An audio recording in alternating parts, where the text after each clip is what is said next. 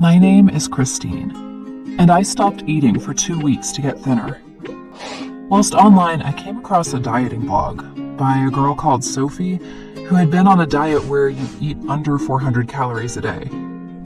She posted some pictures and she looked amazing. I decided then that becoming thinner would fix my problems. Everyone would compliment me on my new body and I'd get my confidence back.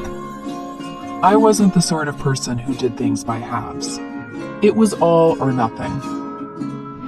I'd read online that if you feel hungry, drinking a glass of water will make them go away. Even better, a can of Diet Coke and chewing gum would fill you up even more. I could do this. It was much easier than I expected. I purposely overslept, so I had to run to school without having breakfast. At lunch, I ate my ration of 2 carrots and Diet Coke. And I told my parents that I was studying for a test, so wanted dinner in my room. As soon as they'd left, I'd flush it down the toilet. Although for the first few days I did go hungry, I loved the feeling of control this gave me, and the hunger pangs got less and less. I didn't want to tell my friends what I was doing in case they copied me, but I did tell Sophie, the girl who had written the blog, that I was inspired by her. She told me I had so much willpower to not eat anything at all, and that she wished she could be as strong. We decided to encourage each other in our quest for perfection. Although I loved being in control of my diet and my life, after a few days, my friends had finally noticed that I wasn't eating, and whenever they asked, I would snap and say that I wasn't feeling well. I hated them for trying to sabotage my diet.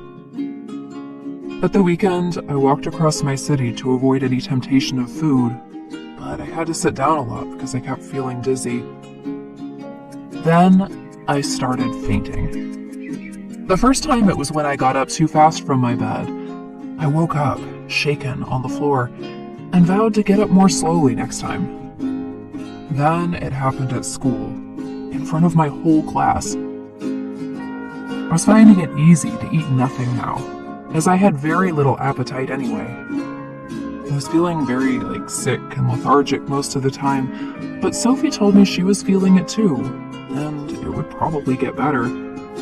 We would message each other into the night with inspiration quotes and pictures. I stopped really talking to anyone else.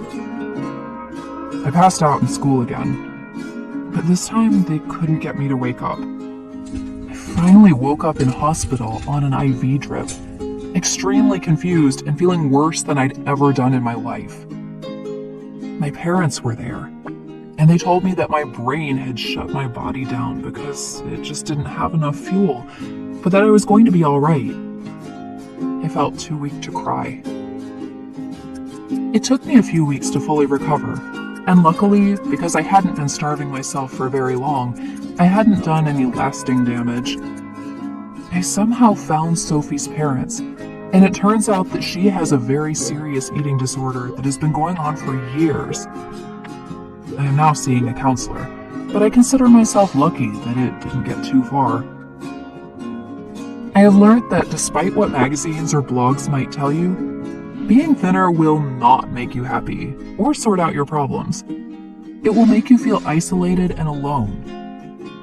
Talking about how you are feeling with those who love you will help solve your problems.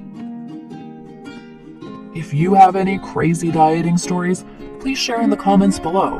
And if you like the story, hit the button and subscribe so you can see our future stories.